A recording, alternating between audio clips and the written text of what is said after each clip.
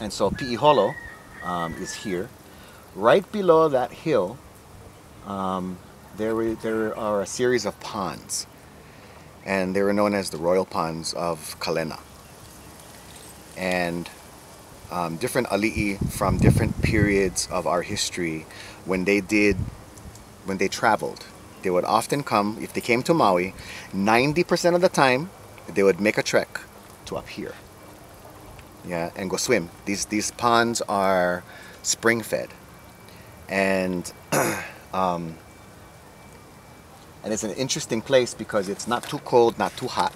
It's kind of right at the cusp of comfortableness, yeah, and stuff. And so they would come and dip and bathe in these ponds, and then continue traveling or whichever direction they were coming in from and stuff. So culturally, historically, this whole area was important in that sense. All of my original albums were Wailuku centric because that's where we lived.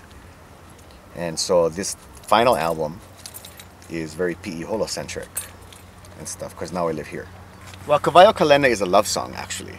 Yeah, and I'm utilizing the place names, wind names, rain names, and ponds as a metaphor for love and long-term relationship. I think I can just talk about that just like that.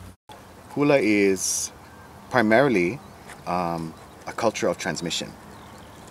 Yeah, every hula that has survived from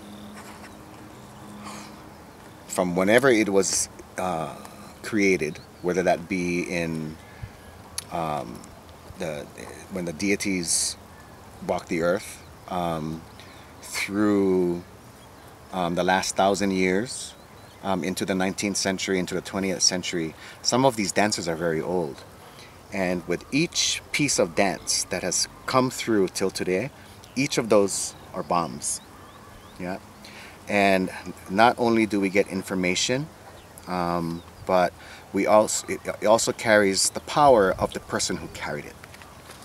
Yeah. And so all of their experiences, the hardships that they may have experienced, their lives, the fact that they took it upon themselves to hold this dance or these dances and saw fit to send it to the next generation. So when we get it, we get every single person that it passed through at the same time.